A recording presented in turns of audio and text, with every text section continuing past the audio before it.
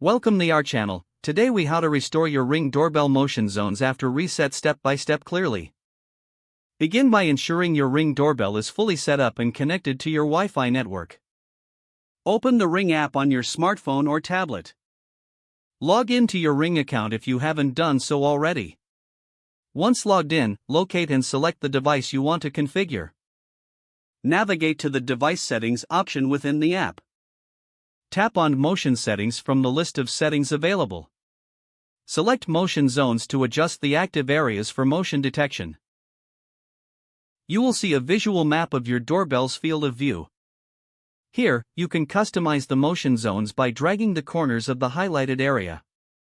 Adjust the zones to cover the specific areas you wish to monitor.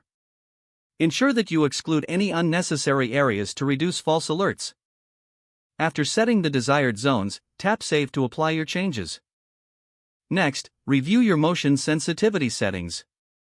Adjust the sensitivity level to optimize motion detection based on your environment. Once all changes are made, exit the motion settings. Test the motion zones by walking in front of your doorbell. Monitor the app to confirm that motion alerts are triggered correctly.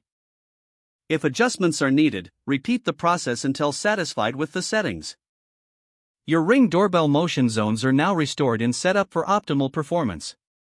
If the page does not load, refresh the browser or try again in a private or incognito window. Make sure you are using the correct email address, then retype it carefully to avoid small typos.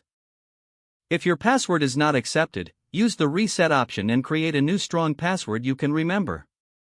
Check your spam folder for verification or security emails, then complete any requested confirmation steps. Enable two-factor authentication if available to improve account security and reduce unauthorized access risk. After signing in, review your profile details so your contact information and settings are accurate and current.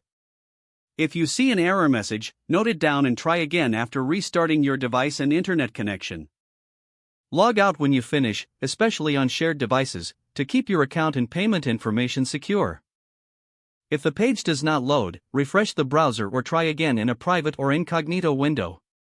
Don't forget to like this video and subscribe to our channel for more step-by-step tech guides.